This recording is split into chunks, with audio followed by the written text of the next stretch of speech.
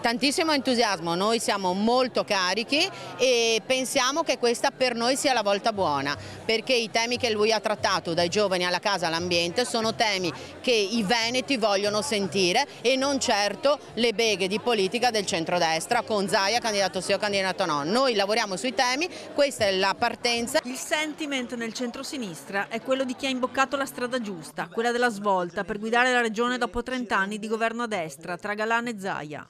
Manildo ha gasato e unito gli animi della coalizione, ora si tratta di correre mettendo al centro i temi come ad esempio l'urbanistica. Beh, lo vediamo tutti, il Veneto si può dire che è una casa, un capannone, è un territorio che è stato sventrato da anni di totale mancanza di governo del territorio, con leggi regionali permissive, iperderoganti, che non hanno minimamente tutelato il bene nostro più prezioso, che è la terra. Per cui io penso che mettere al centro questo tema sia fondamentale ed è quello che Giovanni Manildo e la coalizione di centrosinistra vogliono fare. Un altro nodo sono gli 11.000 giovani che nel 2024 sono fuggiti dal Veneto a cercare un futuro migliore. L'indice dei nostri ragazzi che vanno via perché non trovano un terreno fertile in Veneto è significativo del fatto che hanno pensato più alle etichette, alle bandiere e non ai contenuti. Manildo è l'uomo giusto per dare una svolta, per chiudere questa triste pagina di 30 anni di Galan e Zaia, che ci lasciano un'eredità in termini anche di consumo del suolo, in termini di buchi ai futuri bilanci. Penso allo superstrada pedemontana veneta, si parla di 5 miliardi di buco tra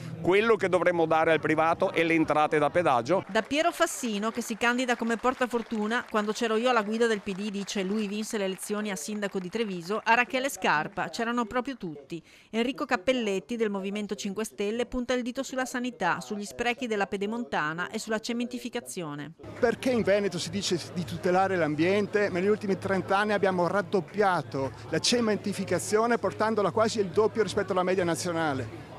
È ora di dire basta. Nessuna preoccupazione per gli 8 anni lontano dalla politica del candidato Manildo. Grazie al fatto che Giovanni Manildo non è stato nella bolla della politica come qualcuno in consiglio regionale invece spesso fa, è tornato nella vita reale e tornando nella vita reale si riesce ad ascoltare i veri problemi dei cittadini.